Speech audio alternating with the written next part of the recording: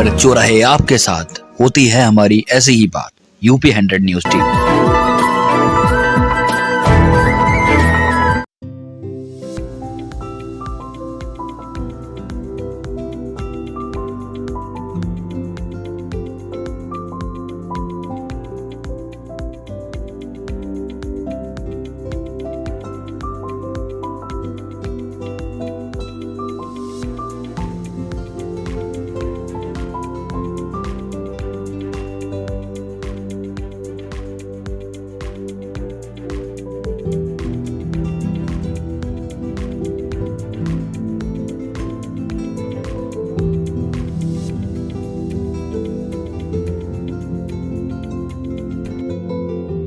बाराबंकी पहुंचे पीएम मोदी, अवधि अंदाज में लोगों का किया अभिवादन, विपक्ष पर साधा निशाना, जमकर चलाए जुबानी तीर।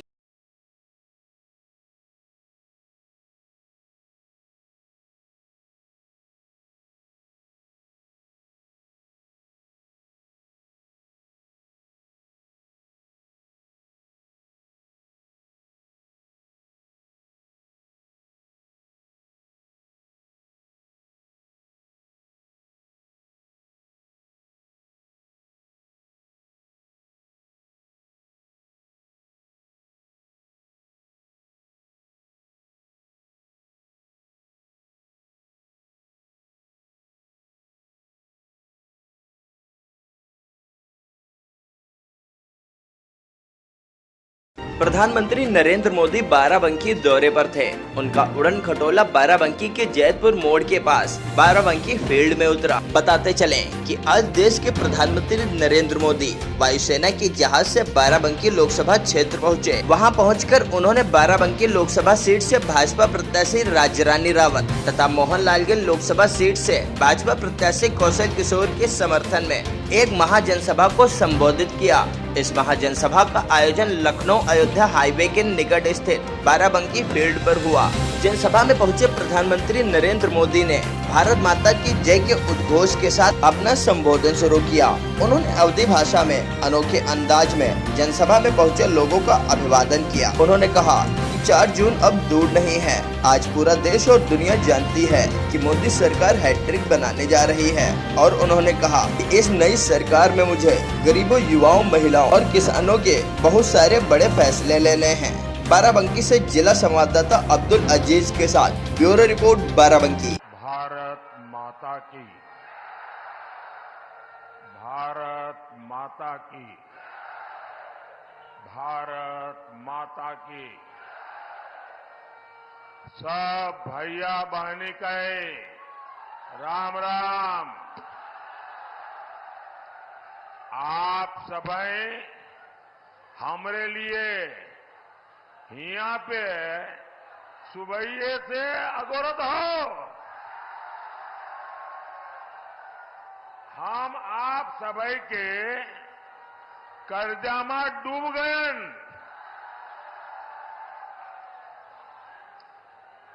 आपके इस कर्ज को मैं और ज्यादा मेहनत करके चुकाऊंगा।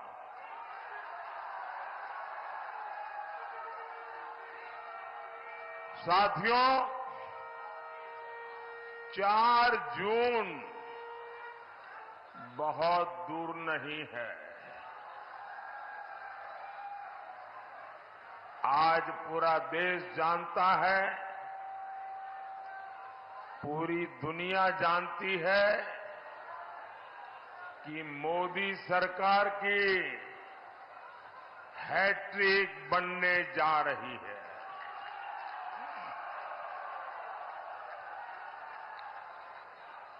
नई सरकार में मुझे गरीबों के लिए, युवाओं के लिए, महिलाओं के लिए, किसानों के लिए बहुत सारे बड़े फैसले लेने हैं। और इसलिए मैं बाराबंकी और मोहनलालगंज के लोगों से आशीर्वाद मांगने के लिए आया हूं। साथियों, आज आपके एक तरफ देश हित के लिए समर्पित बीजेपी एनडीए इसका गठबंधन है और दूसरी तरफ देश में अस्थिरता पैदा करने के लिए इंडी गठबंधन मैदान में है।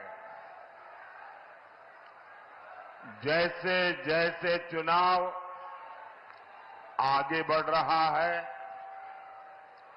ये इंडी वाले ताश के पत्तों की तरह बिखरना शुरू हो गए हैं।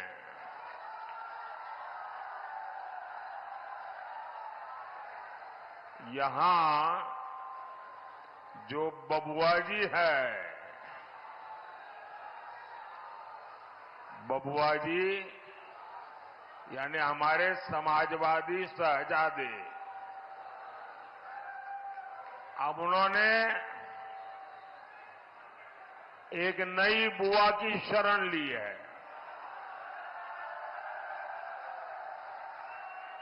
ये उनकी नई बुआ जी है बंगाल में। और ये बंगाल वाली बुआ जी ने कह दिया है, इंडी वालों को कहा है कि मैं आपको बाहर से सपोर्ट करूंगी। इंडी गठबंधन की एक और पार्टी ने दूसरी को कह दिया है, खबरदार, जो हमारे खिलाफ पंजाब में बोला, पीएम पद को लेकर भी सब मुंगेरी लाल को भी पीछे छोड़ रहे हैं।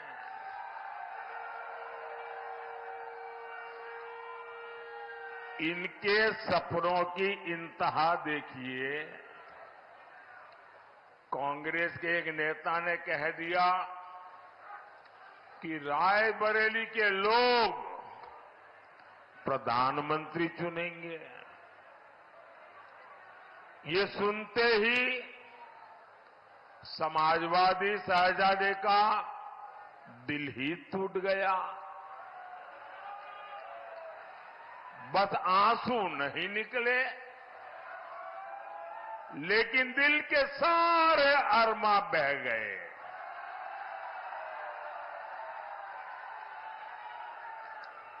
अब आप बताइए, आप सब लोग इतने तेज तरार है कि सारी बात इशारों में समझ लेते हो।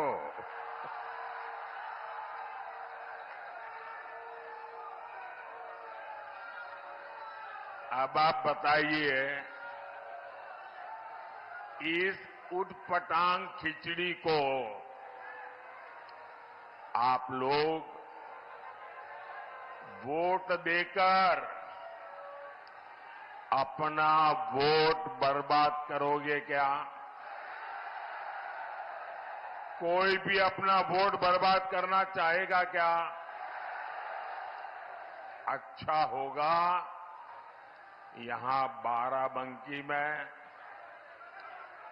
मोहनलालगंज में भाजपा का सांसद हो।